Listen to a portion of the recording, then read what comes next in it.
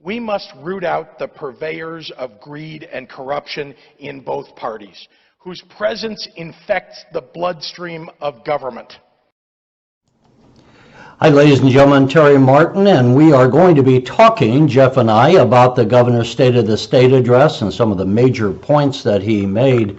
And Jeff, as we are sitting here, there is some breaking news happening just moments ago from the White House. They're updating on the coronavirus, and we wanted to give our public a bit of an opportunity first before we get into Illinois news to hear some of the latest. Currently, the risk to the American public is low. As of today, there are nearly 9,700 cases in China, with more than 200 deaths. Additionally, currently there are another 23 countries that have confirmed totally 132 cases. This also includes 12 individuals who have been confirmed in 6 countries who did not travel to China. CDC has launched an aggressive public health response focused on early case recognition, isolation of those cases identified, and contact tracing around those individuals. This response is a layered response, which includes both targeted airport screening, as well as heightened education and awareness of the American healthcare community to be vigilant in ascertaining the possibility of recent travel to China when they are evaluating patients with upper respiratory tract infection. To date, we have confirmed 6 cases of this novel virus in the United States. Most recent case had no travel history to China, but was a close personal contact of one of the previous cases that we had identified through our aggressive contact tracing. In addition, there are currently 191 individuals that are under investigation. Once again, I want to emphasize that this is a significant global situation and it continues to evolve. But I also want to emphasize again that the risk at this time to the American public is low. And so the risk to the American public is low, Jeff, and ladies and gentlemen, we'll keep you updated on that. We'll try to follow up with the Illinois Department of Public Health. Obviously, this is a growing concern around the world. And Jeff, because of this coronavirus, just today the market fell precipitously. I don't have the actual numbers, but it was down about 600 points earlier in the day on concerns this would disrupt the world economy. But now, Jeff, the news locally that happened this week was the governor's address. It was his State of the State address on Wednesday. Well, you know, basically that address is used to set some priorities, and it's kind of a rallying cry. It's also an opportunity for the governor to take a victory lap, to look back at the last year and say, boy, we've made a lot of progress. We're not, the parties are Republicans and Democrats are not battling with each other. We had a budget last year, we'll have another one now. It's kind of like morning in Illinois again. You know, Reagan said morning in America, morning in Illinois. It's good times. But is it?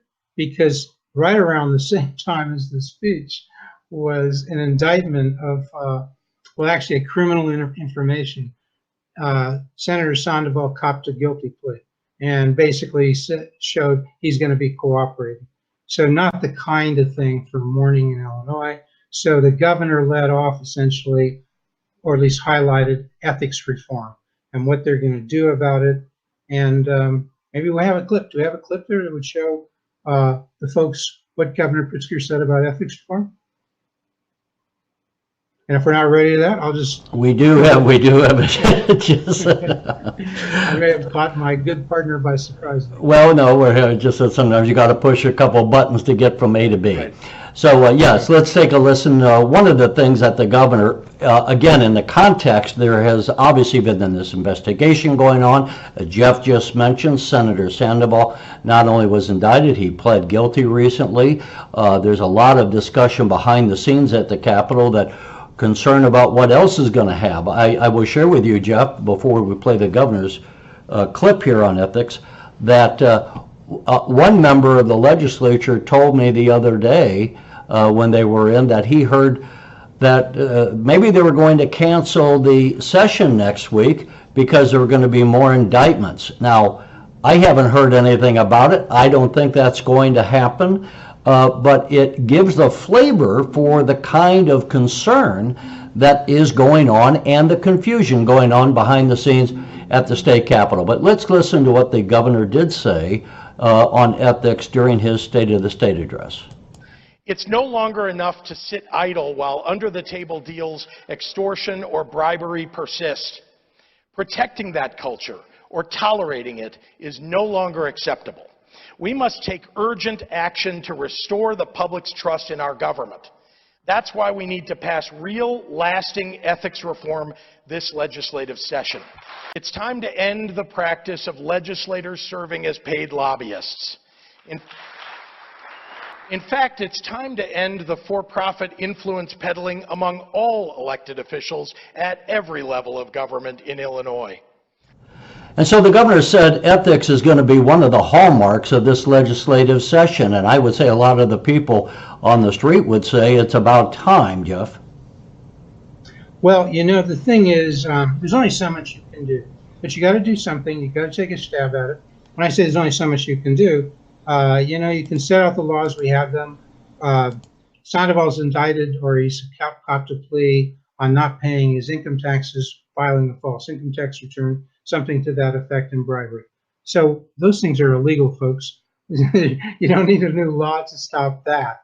But you hope you can sort of hem people in a little bit. So one of the things the governor said was, look, we need to have a revolving door. A lot of states have that. What does that mean? You have somebody who's a senator or who's a state rep, and as soon as they retire, they step right into being lobbyists and lobby the very people who were their colleagues. So a lot of states might set a certain time and may say, well, you can't go and do that for a year, for 2 years, for 3 years. It's usually not indefinitely. It's not a perfect thing because you can go and become a lawyer. You can go, there are a lot of different ways in which you can do it, but you might give that a try, and they probably will. You can ramp up disclosure quite a bit. We don't have as much disclosure as we could have in Illinois, as opposed to specifics on assets, specifics on income, where they come from, etc. So we could do that. The real thing you could do, which you didn't mention, here's a little hint, you could start capping outside income, because you can talk about banning lobbyists, and then it's what about lawyers? You're not going to ban that. But if you had a cap, say on 40,000, no more than 40,000 in outside income, I'm not sure that would be constitutional. Well, you can give it a shot. I mean, but the point is, that kind of thing might have an impact, because there's so many ways in which people can get into businesses that are conflicts of interest. I don't think you can cap outside income like that. I think what you can do is to say you can't work with people that you're doing. You got to watch the conflicts of interest. I think that's what the governor was saying.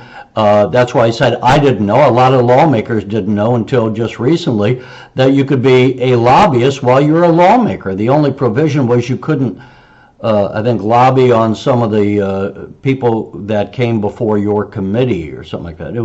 But it's kind of shocking to even know that. Okay, Rich Miller talks about the enablers, okay? He doesn't quite say, but... I'm sorry, he talks about the what? Enablers. Enablers. People who enable people like Sandoval to exist. Well, think about it. He was chairman of the Transportation Committee. You make a lot of decisions where if you want to, collect a bribe, you can. So what do? You make sure the people in those positions are squeaky clean, have not been there too long, and I don't see Madigan doing that. Didn't see Cullerton doing that. Basically, Rich Miller, without calling him out, Rich Miller's the guy who runs Capital Facts, major publication throughout Illinois. Rich Miller basically saying our leaders in the Senate, Democratic, in the Senate and the House, could do more to monitor these folks, and if they sense something is not right there, get them out of it. Well, and let's point out. Okay, let's point out that we have a brand new Senate President, Don Harmon, who just began this legislative session. So we'll have to see how Senator Harmon works. I think it's interesting the governor, it's understandable that he is, but it's good that the governor is making ethics such a point. And regarding enablers, I think the governor actually spoke a bit about that. Let's have another bite that the governor said in his State of the State. Disclosure of conflicts of interest and punishment for breaching them must be included in any ethics package for us to truly clean up government. Most states have a revolving door provision for legislators, and it's time for Illinois to join them. Elected officials shouldn't be allowed to retire and immediately start lobbying their former colleagues. It's wrong, and it's got to stop. It's got to stop, and we'll see how the lawmakers go along with the governor on that one. Okay, moving right along, another major topic that the governor mentioned in his speech was pensions. Kind of took a victory lap for passing legislation that consolidated 650 police and fire funds into one or two. That's all around the state, but it accepted Chicago, which where your major pension problem is, not just for police and fire, but that's a big part of it. So they're accepted. And the main thing with pensions, it's the state of Illinois has a $270 billion pension hole. Didn't say a word about that as to what he would do, other than he mentioned a buyout. That's really insufficient to address that. He says that's on his agenda. He's got to do a lot more. One other thing I'll mention before we go on is, I think the major complaint, and look, he did a number of positive things last year, and they were mentioned. So what I'm trying to do here is not be repetitive and mention all the positive things he referred to, but some of the negatives that he didn't address. The major one is no real fiscal reforms, major reforms. You didn't hear him talking about workers' comp, which Rauner tried to do, workers' compensation reform. You didn't hear him talking about tort reform. You didn't hear him talking about how to get growth ramped up substantially.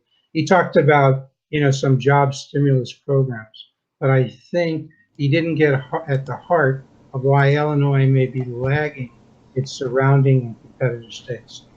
The governor did take, let's before we're not going to talk entirely about the State of the State, and we have the budget address coming up in about the third week of February, where the governor should lay out his spending programs. The State of the State was, a lot of it was looking at the first year and what was accomplished. Let's take a listen to what the governor said in those regards. We passed a bipartisan, truly balanced budget on time, with renewed investments in job creation, cradle-to-career education, and physical and mental health care.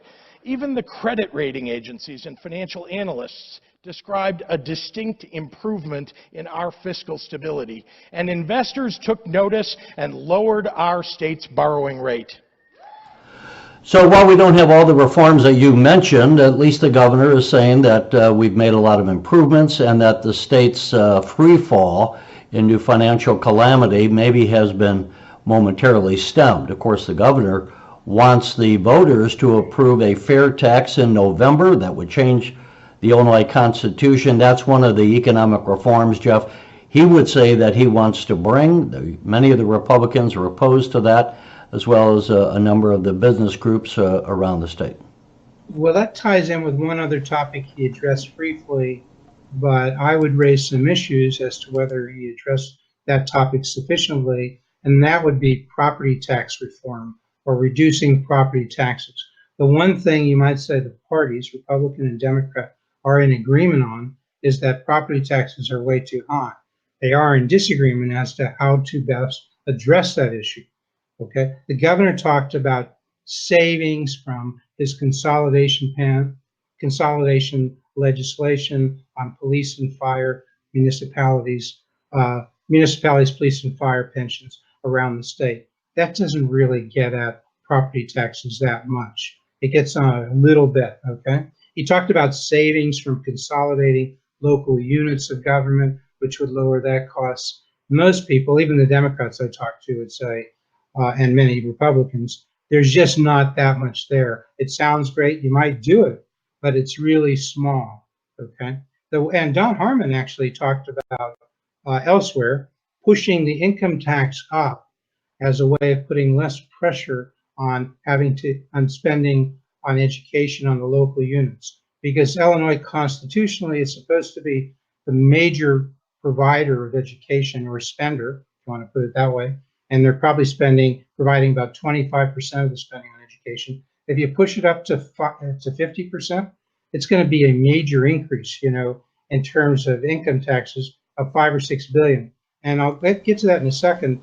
The point is, you can't do that. And folks, if you're wondering why, I'll tell you in a second. But you see, or I'll tell you right now, because you just mentioned the progressive income tax, which is on the ballot in November.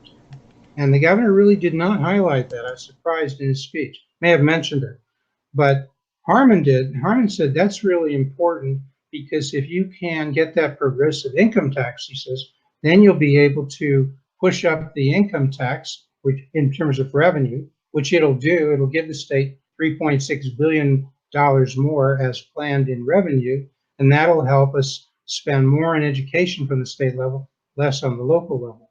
The problem is it's already been promised. The structural deficit, and the governor would agree with this, to his numbers, Office of Management Budget, the structural deficit is about $2 to $3 billion in coming years, the next 3 to 4 years. Okay, so if your structural deficit is $2 to $3 billion and you're only going to have 3.6 coming in additional revenue, that's not enough to do what you want to do, unless you're going to raise your rates much higher on the middle class and on higher income rates. So you see, the problem is he's got all this spending coming up to deal with structural deficits, to deal with, our friends at Truth in Accounting would say, don't really have a balanced budget because we're not paying the total we should for pensions. If we did that, he's going to need another $3 to $4 billion a year for that. And also his backlog. Yeah, look. You see, so in other words, short of what I'm saying is, if the governor wants to address all these things I just talked about, that he and President Harmon have talked about, he's not going to need a $3.6 billion increase. He's going to need a $10 billion increase. So we need to have a chat. The governor needs to have a chat with some of his critics about that. And the Republicans might be the people to raise some of those issues. Look, everyone has to look at these numbers and realize, and many have said, that until you make changes to the pension benefits, you're never going to get a handle on it, because as most people who follow this, the pension benefits grow by 3% automatically. So when you look at the history of state spending, what we are doing, we have really ramped up our spending over the last 10 years dramatically. We are currently at a $40 billion state budget. Among all the states, that's one of the very highest. The other thing is, when you mention Truth in Accounting, we have the city of Chicago. Our friends at Truth in Accounting, and we hope to have a interview coming up on this, but they just recently put out their report of the major metropolitan cities in the United States at their financial situation. Chicago was second to last, only ahead of New York City. So we are looking not only at the state level, but we're looking obviously at Chicago, and Chicago is such an economic driver for the state, of major economic hurdles that we're facing. And so one will have to pay attention. When the governor gives his budget address, I believe it's around February 21, if I remember, I may have that wrong, we'll have to see what the governor's prescription is, aside from the fair tax. And the other thing is, at what point do you just tax people so much that they just increase the out-migration or the migration out of Illinois, as we have already seen? I think for the last 5 or 6 years now, the state has been losing population. So it's good that the governor has taken a vow. We're not knocking the governor. The governor said in his address there's some professional naysayers out there, and he doesn't like that they're always preaching gloom and doom. I think he was talking about some of our friends at WirePoints, perhaps. But you know what? There's a lot of gloom and doom still out there, and we can't sweep it under the rug by just being artificial optimism. We're going to have to make some real reforms. You and I, our job is to point that out for the citizens and to give them the straight scoop as much as we know it. We're happy to pat people on the back for a job well done, but that doesn't mean that we shouldn't be taking a very sober look at these financial problems. Well, one way, the most thoughtful way, as far as I see it, in my opinion, to reform pensions to address the very issue you talked about, reducing pension benefits, the only way to do that I know of is to amend the Illinois Constitution.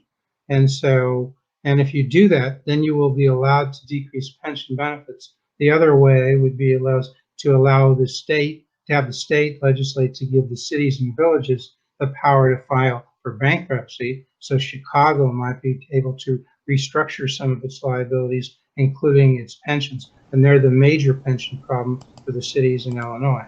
And so the governor says he doesn't want to do those two things. And I guess he doesn't want to ask the federal government for Illinois to have the power to file for bankruptcy so they could restructure their pension liabilities. That's fine if he wants to take that approach, but he has to come up with a specific plan to address the $270 billion in Illinois pension liabilities, unfunded, and the $70 billion in Chicago. Okay. And I haven't heard that. Well, have you heard that, Terry?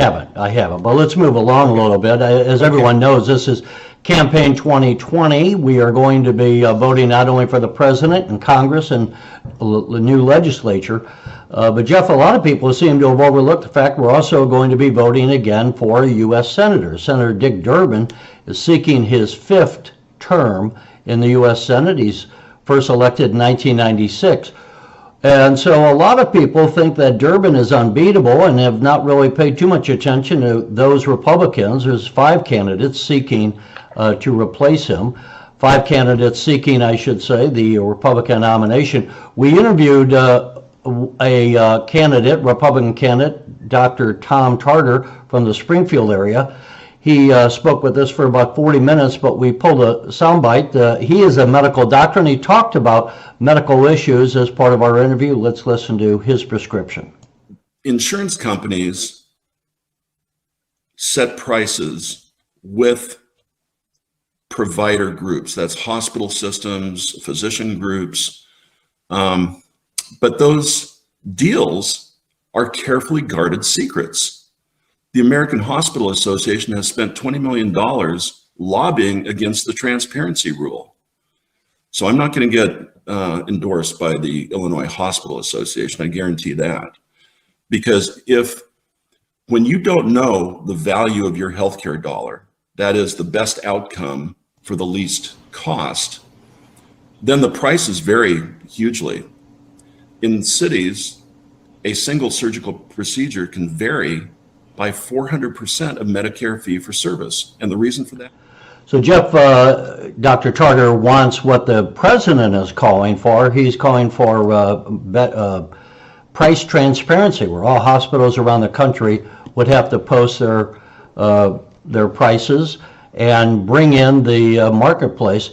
Before we talk about that, I want to quickly get to another bite. We also interviewed Mark Curran, the former sheriff of Lake County.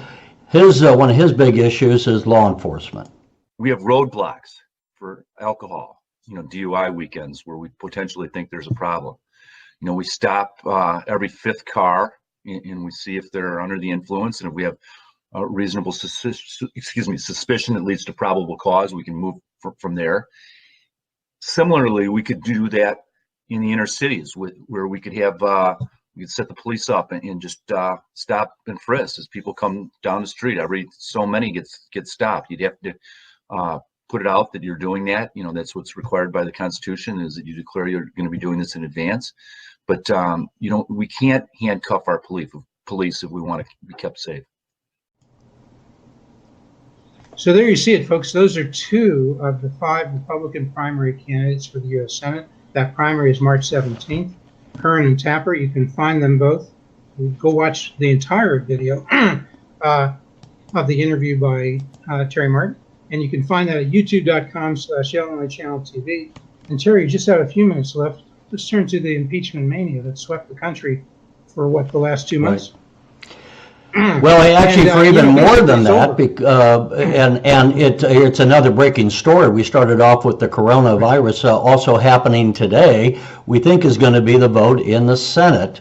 We're not sure because things can change, but we think there's going to be a vote in the Senate. The expectation is it's going to be to exonerate the president, since the Republicans control the Senate.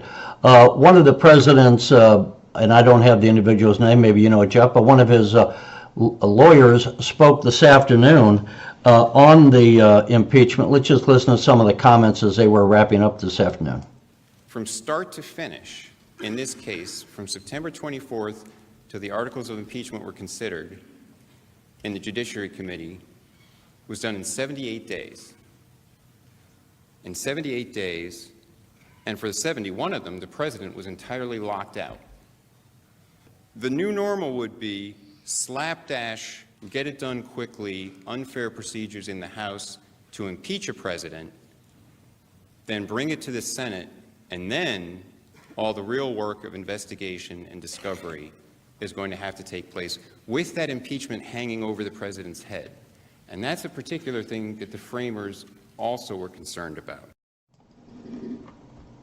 That's Deputy White House Counsel Philbin. He's been the laboring oar for a lot of the show. He's not a real flashy guy. He's not a Ken Starr. He's not a constitutional lawyer like our good friend Alan Dershowitz, but he's carried it a lot. He keeps pretty organized. And look, all you have to know about impeachment after all of this fuss, okay, is that everybody knew from the get-go that the Senate wasn't going to vote for two-thirds. They need 2/3 of the Senate, 67 votes, to remove the president. That was never going to happen. And the Democrats wanted to at least prolong it.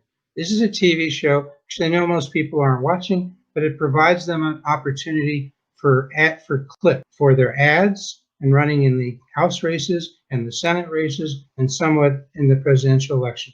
So as a TV show setting it up for that, and they wanted to prolong it. And to do that, they needed to get 4 Republicans to join the 47 Democrats and prolong it by their motion for witnesses. They will lose on that this afternoon, almost surely. We're taping it on July 31st, folks, right? We're taping, Terry, what is it, 3:30 in the afternoon? Just 4 o'clock right now. Most likely they will vote. If they don't finish it tonight, they will try to finish it on Monday, and they'll have that. They may have the vote today on witnesses, and then they'll go to voting not to remove the president. And so the basic thing is they got the 2 votes. They didn't keep all 53 Republicans on the motion to not to have additional witnesses, but they kept Lamar Alexander and they kept Lisa Murkowski. So that was 51-49. And that's what you have to know. And look, one other thing, and then we'll get Terry's views on this. But the clear thing here, which all Republicans could agree, even the ones who voted for more witnesses, this was not impeachable conduct. The short of it is, what's impeachable conduct? Think of what happened in the Nixon case. Nixon didn't get impeached, but everybody knows, so I won't go through it. But if you knew what Nixon did there, that was impeachable. The president wasn't even close. So even if the facts were all true, even if you accept their criteria, the wrong criteria, just ask yourself, was this criminal-like behavior? Didn't have to be a crime. Criminal-like? Was this Nixon-like? Not a chance. Agreed? No, Jeff, and we only have a couple of seconds here left. But the thing is, I think a lot of people, what will be interesting is after this is done, will the voters hold one of the parties accountable? Will they say the Democrats were using the equivalent of the nuclear bomb in politics, impeachment, and were they minimizing that and being frivolous with it? Will they hold the Democrats responsible, or will they vote against the president and some of those in the Senate who voted to exonerate it? We'll have to wait and see about that. But as always, there are some weeks we could use 2 hours instead of just our 30 minutes, Jeff, but it always goes by faster than we realize. See you folks next week.